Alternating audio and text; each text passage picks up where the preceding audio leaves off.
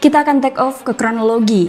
Kita akan kembali ke tahun 2008, tepatnya tanggal 14 September, ketika dua pilot dari maskapai Aeroflot Nord dengan nomor penerbangan 821 yang bernama Kapten Rodion Medvedev berusia 35 tahun akan bertugas sebagai pilot monitoring. Kemudian First Officer Rustem Alaberdin berusia 43 tahun akan bertugas sebagai pilot penerbang. Mereka akan terbang dengan pesawat Boeing 737 yang diproduksi tahun 1992 dan telah mengumpulkan 44.533 total jam terbang. Penerbangan 821 dijadwalkan mengudara dengan rute Bandara Sheremetyevo, Moskow menuju ke Bandara Perm, Rusia dengan membawa total 88 orang penumpang. Aeroflot Nord adalah maskapai penerbangan regional dan anak perusahaan maskapai milik Rusia yaitu Aeroflot. Dunia penerbangan Rusia berkembang sejak tahun 1991 dan 1995. Salah satu maskapai yang ikut berkembang adalah Aeroflot Nord. Terbukti maskapai ini sampai menyewa banyak pesawat.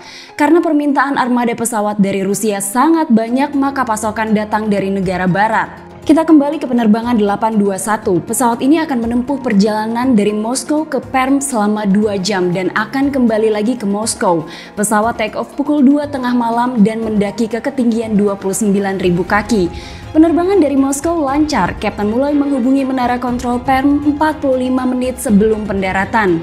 Perm adalah bandara internasional kecil. Mereka memiliki menara kontrol yang beroperasi 24 jam. Memiliki satu landasan pacu yang membentang dari timur laut ke barat daya.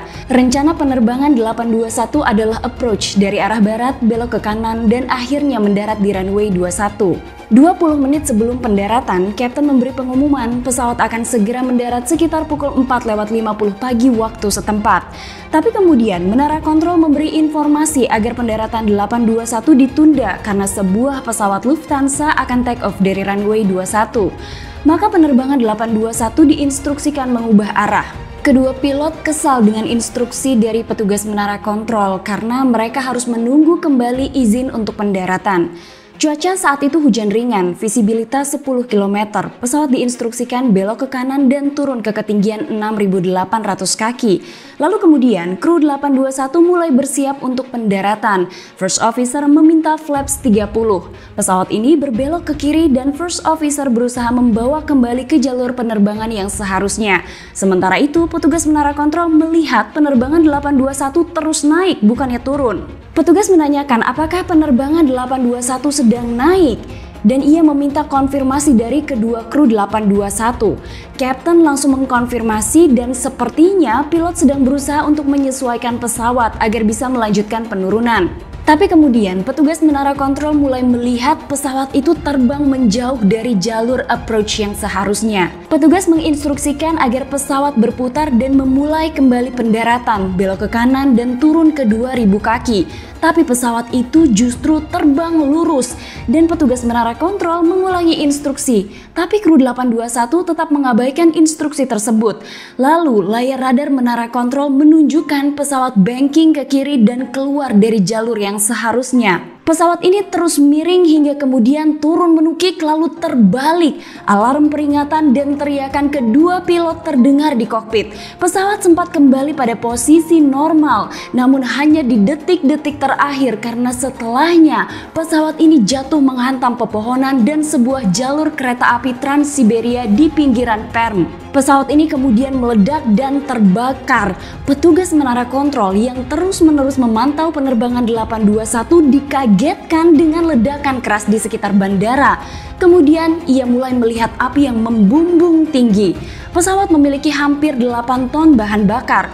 Tim penyelamat segera bergegas menuju ke lokasi kecelakaan. Saat matahari terbit, tim penyelamat semakin jelas melihat tidak ada yang tersisa dari pesawat itu selain reruntuhan yang hangus dan 88 orang penumpang di dalamnya meninggal dunia. Sesaat setelah terjadinya kecelakaan, kerabat penumpang 821 yang bingung mulai berkumpul di depan kantor Aeroflot Nord. Mereka berharap penyelidikan mengenai kecelakaan segera dilakukan agar mereka segera mendapatkan penjelasan kenapa para penumpang ini bisa meninggal. Kita akan beralih ke investigasi untuk mengungkap penyebab jatuhnya penerbangan 821. Tim investigasi yang terdiri dari Biro Investigasi Rusia, NTSB, dan AAIB dibentuk. Mereka mulai melihat foto-foto dari lokasi kecelakaan. Mereka harus mengetahui bagaimana posisi pesawat ini jatuh. Dari foto-foto itulah mereka mendapatkan kejelasan bahwa pesawat ini meledak ketika berada di tanah. Cuaca jelas bukan menjadi faktor penyebab kecelakaan. Black box ditemukan dalam kondisi rusak parah karena terbakar. Kemudian dikirim ke Prancis dan butuh berminggu-minggu agar datanya bisa diselidiki oleh investigator. Tim investigasi berharap petugas menara kontrol dapat memberikan titik terang. Tapi petugas menara kontrol mengatakan kru tidak mengikuti instruksi yang disampaikan. Sesuatu sepertinya telah terjadi di ruang kokpit sebelum kecelakaan. Tapi Kapten sempat melaporkan bahwa semuanya baik-baik saja. Tim investigasi memeriksa catatan pesawat Boeing 737 yang disewa Aeroflot North dan petunjuk baru ditemukan. Sebulan sebelum kecelakaan, mesin kanan menghasilkan 20% lebih banyak daya dorong daripada mesin kiri. Maka hal itu dapat menghilangkan keseimbangan mesin. Hal itu juga ternyata terjadi dalam penerbangan sehari sebelum penerbangan 821.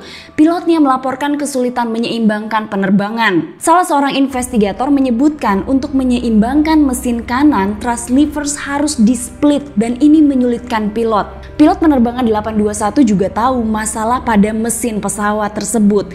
Tapi yang menjadi pertanyaan, apakah mereka tahu cara untuk menerbangkan pesawat dengan mesin yang tidak seimbang? Maka kemudian tim investigasi merubah fokusnya pada dua pilot penerbangan 821. Sang kapten diketahui memiliki 3.900 total jam terbang, 1.190 jam terbang diantaranya pada pesawat Boeing 737, sisanya pada pesawat Tupolev dan juga Antonov, sehingga kemungkinan Kapten tidak terbiasa terbang dengan Boeing. Tim investigasi juga mengetahui data pelatihan pesawat Boeing milik Kapten juga tidak ditemukan dan mereka tidak mengetahui apa hasil pelatihannya. Tim investigasi juga mengetahui bahwa bahasa Inggris Kapten terbatas, kemungkinan ia akan kesulitan untuk melakukan pelatihan Boeing. Sementara itu, First Officer diketahui memiliki 8.900 total jam terbang, 236 jam diantaranya pada Boeing 737, dan hasil pelatihannya selalu gagal ketika terbang dengan tenaga mesin yang berbeda, dan bahkan pelatih Boeing menyebutkan ia belum pantas untuk menjadi First Officer. Tim investigasi mengatakan bahwa sebuah kesalahan apabila menempatkan mereka berdua dalam sebuah penerbangan bersama-sama. Keduanya memiliki jam penerbangan rendah pada Boeing 737. Setelahnya data FDR pulih dan mulai diselidiki. Awalnya semua baik-baik saja hingga approach. Pesawat turun ke ketinggian 6.800 kaki. Mesin kanan bekerja 61% dan mesin kiri bekerja 40%. Saat pesawat mulai belok ke kanan, auto throttle tidak bisa menyeimbangkan posisi pesawat karena tenaga mesin yang berbeda. Auto throttle kemudian terputus. Maka First Officer harus berjuang mengendalikan sendiri thrust levers padahal ia belum memenuhi syarat untuk hal itu. First Officer harus mulai menggerakkan throttle dengan berhati-hati agar pesawat tetap seimbang. Kemudian autopilot terputus dan First Officer mulai melakukan hal aneh. Seharusnya pesawat terbang belok ke kanan dan turun, tapi yang terjadi pesawat belok ke kiri dan terus naik. Dan selama 20 hingga 25 detik tidak ada yang memasukkan input apapun. Tidak ada yang membuat perubahan pada posisi pesawat padahal autopilot sudah tidak aktif. Selama itu juga pilot tidak memperhatikan perubahan kecepatan pesawat, ketinggian, dan arah pesawat. Terlalu banyak misteri dalam penerbangan ini. Sesaat setelah FDR, CVR berhasil pulih dan datanya mulai diperiksa oleh tim investigasi. Mereka mendengar ketika First Officer meminta flap 30 sebanyak 2 kali. Tapi jawaban Kapten sebagai pilot monitoring ini mengagetkan. Bukankah Anda seharusnya melakukannya sendiri? Lakukan saja tugasmu sendiri. Kenapa Kapten meminta First Officer melakukan semua tugasnya sendiri padahal seharusnya kedua kru penerbang ini saling bekerja sama untuk menerbangkan pesawat? Setelah mengetahui bahwa pesawatnya mulai banking, First Officer membuat serangkaian input yang memaksa autopilot terputus. Hal ini yang menyebabkan pesawat terus naik dan belok ke kiri pada saat pesawat seharusnya belok ke kanan dan turun. First Officer sepertinya panik dan tidak mengetahui kenapa pesawat ini miring ke kiri. Hingga pada saat detik-detik menegangkan, First Officer sempat meminta kepada Kapten untuk mengambil alih kontrol penerbangan. Ia mengatakan, "Kapten, tolong ambil alih kontrol ini, tolong ambil." mobil. Tapi ternyata saat itu Kapten tidak mau mengambil alih kontrol penerbangan. Ia mengatakan, "Aku tidak bisa mengambil alih kontrol penerbangan tersebut, aku tidak mengerti." Sepertinya sesaat setelahnya Kapten mengambil alih kontrol penerbangan, tapi ia tidak tahu kemana posisi pesawat ini harusnya diperbaiki. Ia membuat pesawat terbalik. First officer sempat berteriak, "Jangan lakukan itu, Kapten, kita salah arah." Kapten sepertinya kesulitan menafsirkan ADI atau Altitude Direction Indicator karena ia terbiasa dengan ADI Tupolev atau Antonov. Lantas akhirnya tim penyelidik telah menetapkan kecelakaan yang merenggut nyawa 88 orang ini disebabkan karena pilot error. First officer tidak bisa menangani mesin yang tidak stabil dan Kapten sempat menolak untuk mengambil alih kontrol penerbangan. Untuk mengetahui kondisi psikologis kedua pilot di ruang kokpit, penyelidik melakukan analisa nada suara. Saat itu First Officer diketahui dalam kondisi waspada. Hanya saja ia melakukan beberapa kesalahan sebelum pendaratan. Sementara suara Kapten menjelaskan bahwa ia berada di dalam level stres yang tinggi sepanjang penerbangan. Namun ia tidak pernah mencoba mengendalikan penerbangan tersebut. Pada saat penyelidikan masih berlangsung, salah seorang investigator Inggris memberikan informasi bahwa sebelum pesawat ini take off, salah satu penumpang sempat mengirimkan pesan pada temannya yang berada di Inggris. Isi pesannya adalah ia takut karena Kapten terdengar seperti sedang mabuk saat memberikan pengumuman di dalam pesawat. Setelah mendapatkan informasi itu, tim mencoba mendengarkan CVR sekali lagi, tapi kali ini dengan perspektif lain yang lebih mengerikan. Kapten terdengar memberikan pengumuman. Ia mengatakan, "Selamat malam." Selamat pagi. Waktu penerbangan ke Perm sekitar 20 jam.